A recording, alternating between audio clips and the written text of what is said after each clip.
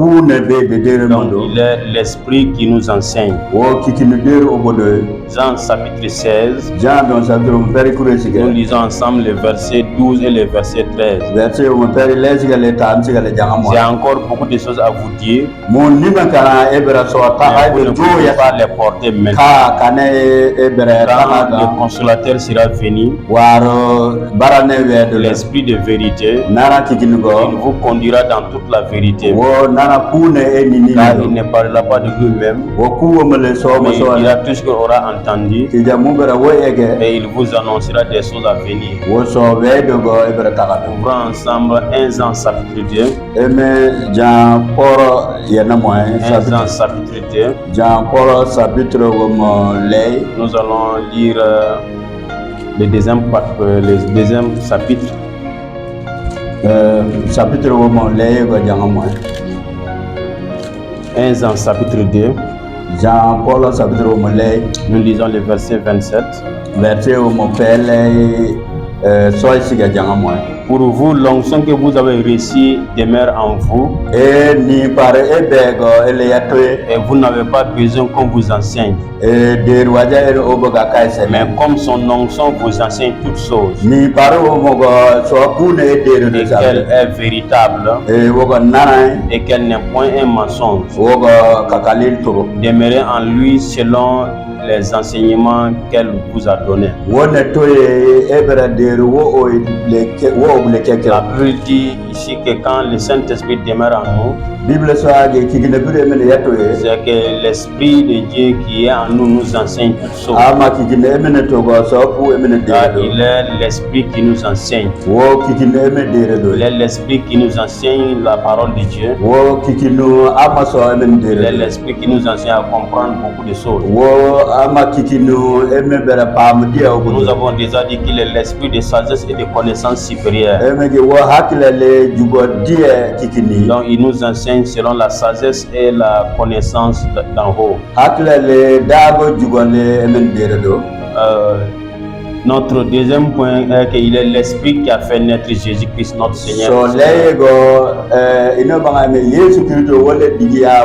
Jean chapitre Luc chapitre 1er. Nous lisons ensemble le verset 30.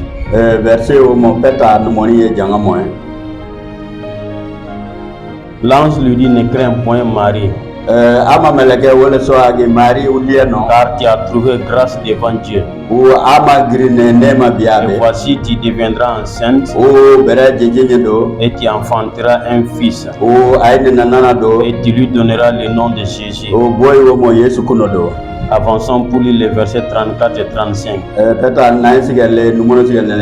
Marie dit à l'ange: comment cela se fera-t-il? Puisque je ne connais point d'homme. L'ange lui répondit: le Saint-Esprit viendra sur toi, et la puissance du Très-Haut te couvrira de son ombre. C'est pourquoi le Saint-Enfant qui naîtra de toi sera appelé Fils de Dieu. L'ange Gabriel informe Marie, et c'est grâce à la puissance du Saint-Esprit qui va la couvrir qu'elle pourra concevoir et enfanter Jésus-Christ. Parce qu'il est l'Esprit qui rend toutes choses possibles. Quand le Saint-Esprit est dans ta vie, il rend ce qui est impossible possible. Ta vie n'est plus limitée selon tes propres connaissances ou tes propres moyens. Ta vie n'est plus limitée par tes relations ou tes propres capacités. Mais les choses qui arrivent dans ta vie est poussée par le Saint-Esprit. Les choses se réalisent par la puissance du Saint-Esprit.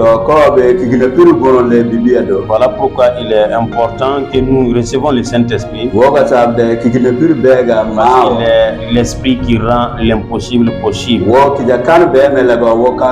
Voilà pourquoi il a fait concevoir une vierge. Notre troisième point, c'est qu'il est l'esprit par lequel, au travers duquel Jésus a rendu ministère. Acte chapitre 10, ouvrons ensemble. Le verset 38. Vous savez comment Dieu a oint du Saint-Esprit et de force Jésus de Nazareth.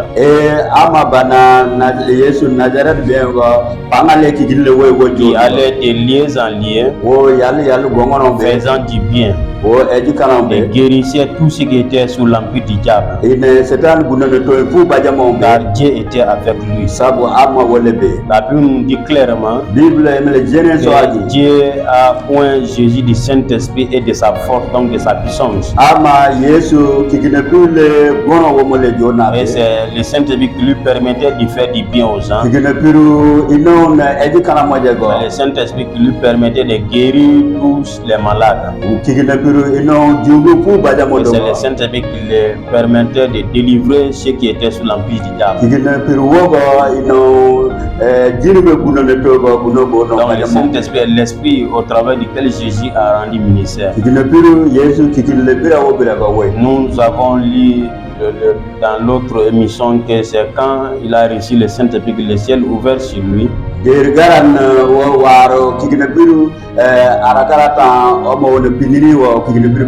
Et qu'il a commencé à faire son œuvre. Donc Jésus n'avait pas commencé son ministère sans recevoir le Saint-Esprit. C'est quand il a reçu le Saint-Esprit qu'il a commencé son œuvre. Donc il n'est pas normal de faire l'œuvre du Seigneur sans au préalable avoir reçu le Saint-Esprit. Voilà pourquoi Jésus a dit à ses apôtres, à tous les croyants qu'il avait laissé en son temps, il leur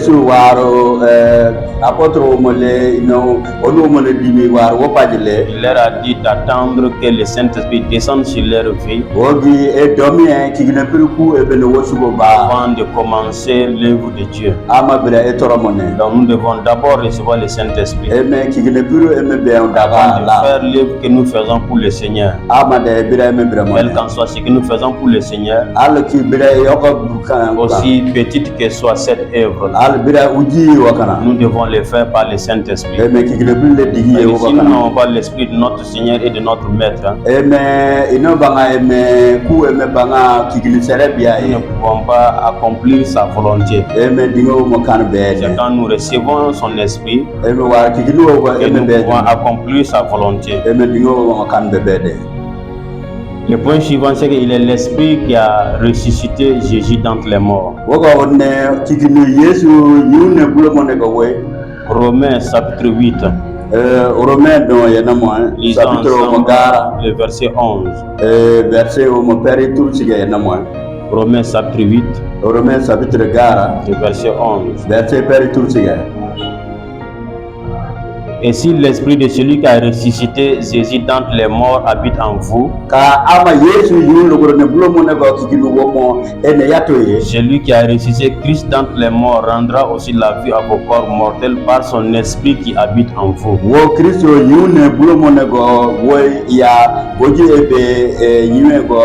Le Saint-Esprit est l'esprit de résurrection. C'est pourquoi quand Jésus a reçu le Saint-Esprit, nous avons vu que pendant son ministère, il a ressuscité beaucoup de morts. Il a même ressuscité Lazare après 4 jours. Lazare était mort après 4 jours, commençait à sentir. Mais Jésus, par l'esprit de résurrection, l'a ressuscité. C'est pourquoi la Bible dit que si l'esprit de résurrection habite en nous, l'esprit de résurrection nous donne la vie et ressuscite tout ce qui est mort dans notre vie. Le point suivant est qu'il est l'esprit qui a accompagné les apôtres dans leur œuvre. Marc Marc 16, lisons ensemble.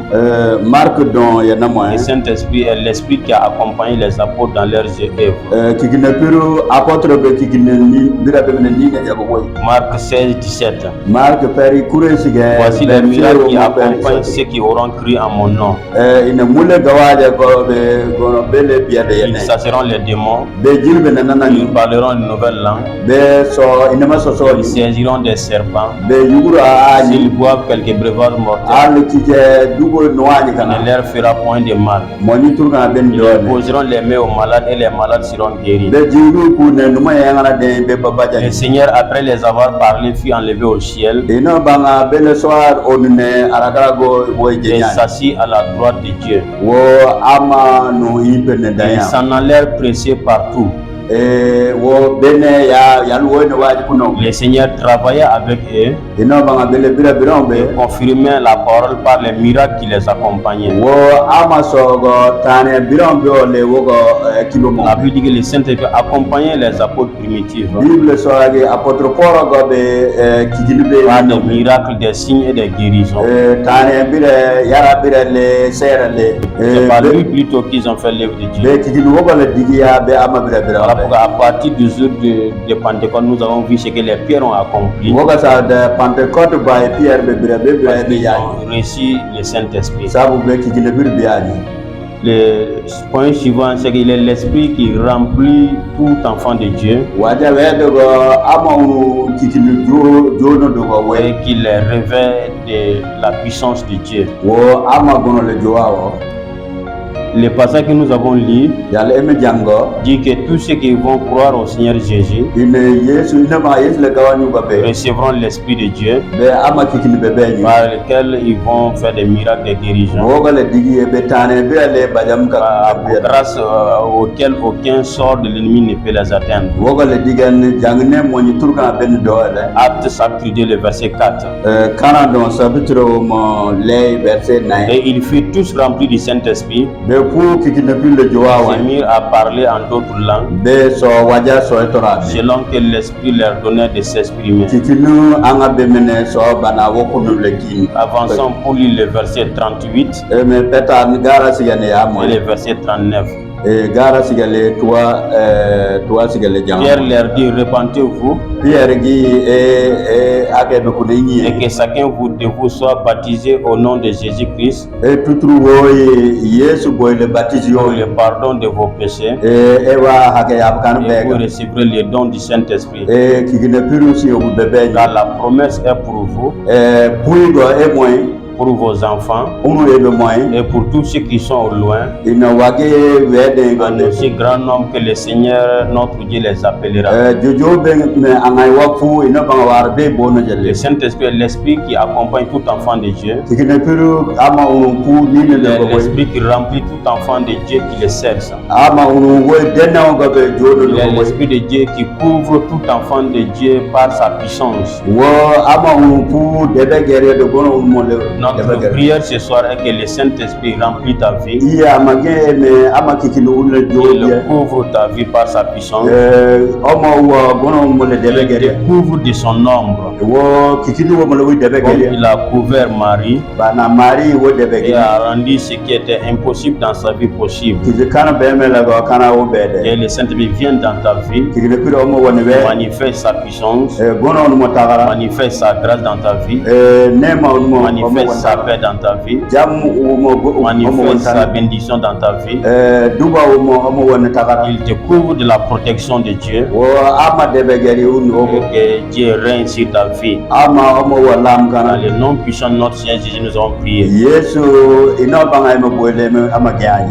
Amen.